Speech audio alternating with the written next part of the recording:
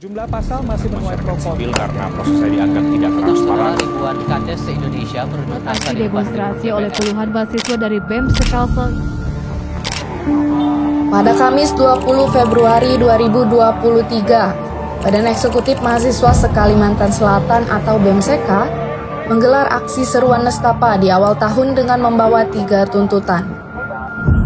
Mereka menuntut pencabutan pengesahan KUHP yang bermasalah, menolak perpanjangan masa jabatan kepala desa, dan mendesak pemerintah untuk menyelesaikan masalah yang menjadi PR Kalsel.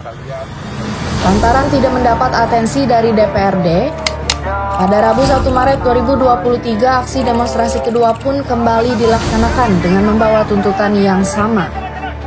Aksi tersebut akhirnya membuahkan kesepakatan antara DPRD Kalsel dan masa aksi yang tertuang pada Memorandum of Understanding atau MOU. Dua aksi yang terlaksana tersebut menimbulkan banyak pertanyaan. Apa saja urgensi dari 3 tuntutan yang dibawakan sehingga demo dilaksanakan hingga 2 kali?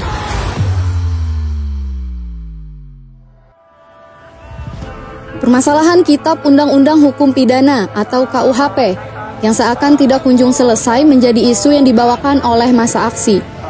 Berbagai perdebatan muncul seiring dengan pengesahan undang-undang yang dinilai mengandung pasal-pasal karet.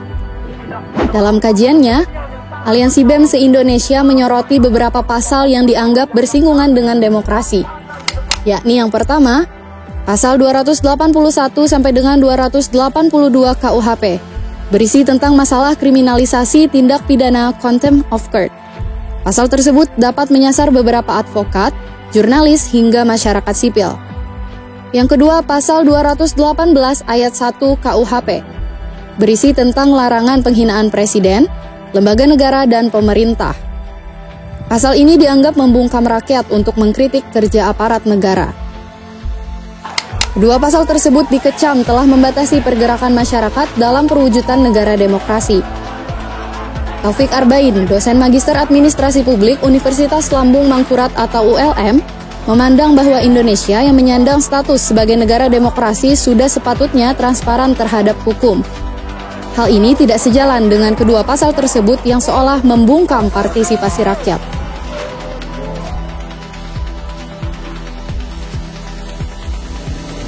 Isu kedua yang menimbulkan kontroversi, yakni tentang wacana perpanjangan masa jabatan kepala desa dari 6 tahun menjadi 9 tahun.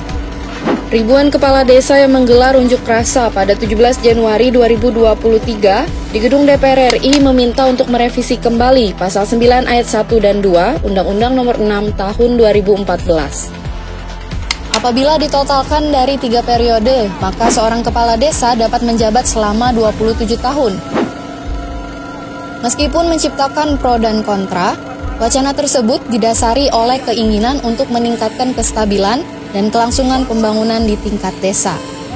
Dengan memperpanjang masa jabatan, dinilai akan membuat para kepala desa dapat lebih fokus dan konsisten dalam menjalankan tugas dan tanggung jawabnya tanpa terpengaruh oleh kepentingan politik jangka pendek. Pengusulan perpanjangan masa jabatan kepala desa pun dinilai Taufik akan menimbulkan efek domino, yakni semakin keruhnya suasana demokrasi, penyuburan oligarki, dan besarnya peluang korupsi di tingkat desa. Berdasarkan kajian Indonesia Corruption Watch atau ICW, kasus korupsi di tingkat desa menempati posisi pertama sebagai kasus korupsi yang ditindak oleh ICW sepanjang tahun 2021. Dari kacamata lain, Liz Aryani, dosen hukum tata negara ULM, berpandangan bahwa yang harus dibenahi bukanlah masa jabatan, tapi kinerja kepala desa selama ini dengan masa jabatan yang telah ditentukan. Ia berpendapat bahwa kekuasaan yang berlebih cenderung disalahgunakan.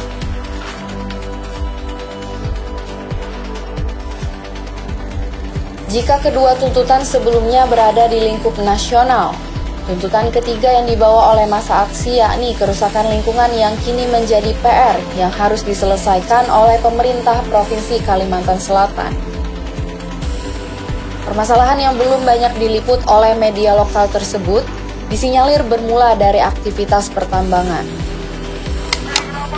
Ahmad Nur Hadi, Ketua BEM ULM, menjabarkan salah satu problematika pertambangan yang mengundang kecaman dari masyarakat, yakni Sekolah Dasar Negeri Bawahan Selan 6 yang berada di Kecamatan Mataraman, Kabupaten Banjar yang terancam ambruk. Kejadian ini buah dari adanya penambangan batu bara di sekitar lingkungan sekolah. Lubang besar bekas galian tambang batu bara yang hanya berjarak belasan meter dari bangunan sekolah terlihat dilalaikan begitu saja oleh penambang ilegal. Apabila ditelisik lebih dalam, Undang-Undang Nomor 32 Tahun 2009 mengamanatkan bahwa pemanfaatan sumber daya alam dilakukan berdasarkan perencanaan, perlindungan, dan pengelolaan lingkungan hidup. Hal ini disampaikan oleh Liz Aryani yang berpendapat bahwa perlu diadakan analisis mengenai dampak lingkungan atau AMDAL. Perusahaan tambang wajib untuk mereklamasi lahan pertambangan karena rentan tercemar dan berujung pada persoalan lingkungan. Seperti halnya yang disebutkan dalam pasal tersebut, perusahaan tambang bertanggung jawab memulihkan kembali lingkungan yang sempat rusak akibat kegiatan pertambangan agar nantinya bisa dimanfaatkan kembali.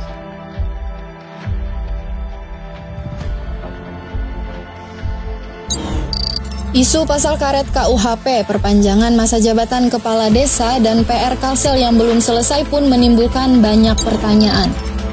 Di antara ketiga tuntutan yang dibawa dalam 2 kali unjuk rasa BEM-SK, manakah yang paling mendesak? Ahmad Nur Hadi menjawab bahwa ketiga tuntutan tersebut sama pentingnya. Meski begitu, ia menilai bahwa isu daerah memiliki urgensi yang lebih besar karena bersentuhan langsung dengan masyarakat Kalimantan Selatan. Dalam kajian BEM-SK, terdapat 4 poin yang menjadi titik permasalahan. Dari poin-poin yang tertulis, benang merah dari permasalahan kerusakan lingkungan menurut BEM-SK dalam kajiannya hingga dibawakan saat aksi adalah disebabkan oleh aktivitas pertambangan. Banyaknya lubang galian pertambangan yang tidak direklamasi pun patut menjadi sorotan. Menurut data Jaringan Advokasi Tambang atau JATAM, terdapat 3.092 lubang tambang di penjuru Indonesia yang tidak direklamasi. Peristiwa-peristiwa kerusakan lingkungan yang terjadi pun menjadi momok meresahkan bagi rakyat. Kerusakan lingkungan akibat adanya kegiatan pertambangan akan menimbulkan dampak yang serius bagi kehidupan yang berada di daerah wilayah pertambangan dan sekitarnya. Di tahun 2021, tercatat bahwa bencana banjir sempat merendam segenap kabupaten dan kota di Kalimantan Selatan. Dari data yang diambil dari Badan Penanggulangan Bencana Daerah Kalimantan Selatan, terlihat Kabupaten Banjar menjadi wilayah terparah yang terdampak banjir, disusul dengan Kota Banjarmasin di urutan kedua, dan seterusnya. Dari berbagai permasalahan dan dampak yang telah dipaparkan, berdasarkan kajian oleh BEM-SK, akibat dari aktivitas pertambangan yang terus berlangsung, begitu banyak peristiwa nahas yang terjadi. Tidak hanya berdampak bagi individu dan kelompok, tetapi berimbas pula pada masyarakat luas.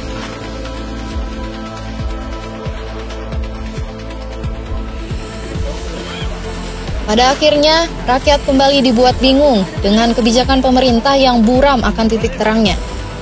Liz Aryani dalam hal ini memandang bahwa pemerintah seharusnya melakukan tugas sebagaimana berpijak pada asas hukum yang baik. Suara rakyat sudah sepatutnya didengar dan dipertimbangkan oleh pemerintah, mengingat seluruh elemen masyarakat memiliki hak dan kebebasan untuk berpendapat. Lantas, dengan disuarakannya berbagai permasalahan yang dibawakan menjadi tuntutan, akankah pemerintah menindaklanjutinya? Apabila tidak ada tindak lanjut, akankah aksi seruan Nestapa Jilid 3 terjadi?